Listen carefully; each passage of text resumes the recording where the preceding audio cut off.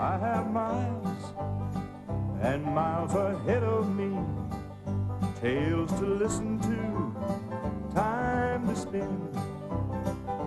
Up ahead, the road is bending. Wonder what's around the bend. Hello, I'm Charles Kuralt. We're off again to meet a few people on the back roads of America. These are people you know, not from the front pages. They've never been on the front pages. They're people you know from next door and down the block. Their stories are some of my favorites from 25 years on the road. In the wind, too, on this trip are some kites. Ansel Toney sent kites aloft all his life. He made the spirits of children soar, too.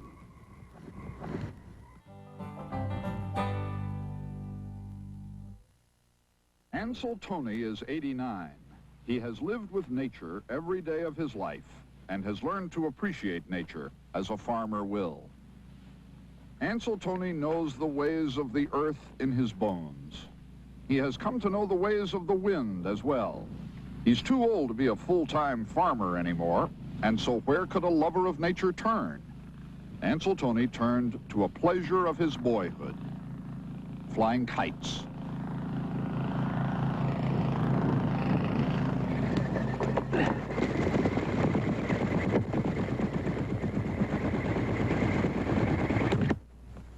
In the last 2 years, I've started making kites for the kids, just as a hobby, you know, just something to keep me from getting tired of life, something to keep you going. You can't sit down. If you do, you're going to go right quick. At my age, you know, you just can't expect too many more years. Look at there, Charles. Look up there at him. Listen to it sing. Yeah, that old string, like a fiddle string. Ansel Toney comes out here between the wheat field and the field of young corn every sunny day and sends a kite up over the fields or over the drowsy town of farmland, Indiana. The kite is a signal to the children of the town, for whom he has made dozens of kites, to come and join him, to stand by his side in the fields and share in the wordless admiration of the wind. Well, The kids come in school buses to hear him speak of kites that flew so long ago they cannot imagine it. Did you make it?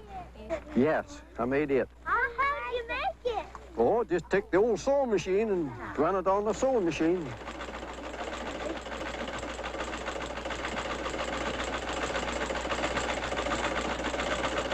The sewing machine looks as if it has a little age on it.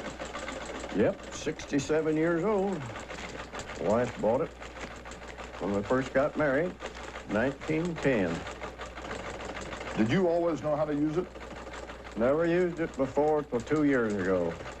Started making kites, and I had it all to learn.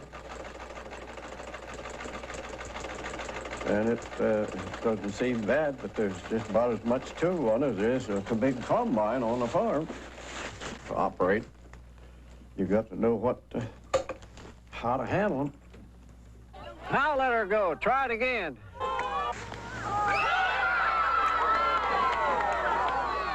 I like this Delta kite the best of any of them. It's the most graceful. It just flies like an old seagull up there, you know, just kind of like it's flopping his wings. This may seem to you an odd enterprise for a solitary man of 89 in the middle of an Indiana cornfield.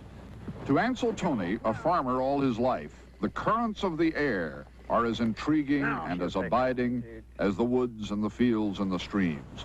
The kite on the end of his string is an extension of life. The reason I like flying kites, you're always looking up. You're not looking down like you do when you're playing golf or some of the other things. You're looking up at that pretty blue sky. It's a beautiful sight.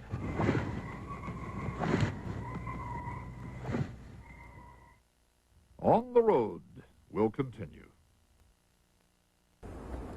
Well, time to say goodbye until our next trip together. We've heard about a story up the road here, but we kind of hope we never get there. with luck, we'll stumble upon something more interesting along the way. I can see the road is bending.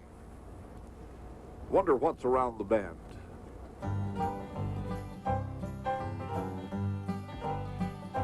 All these years I've been a-wondering, just when I think I'm near the end, I always see the road is bending, and I wonder what's around the bend.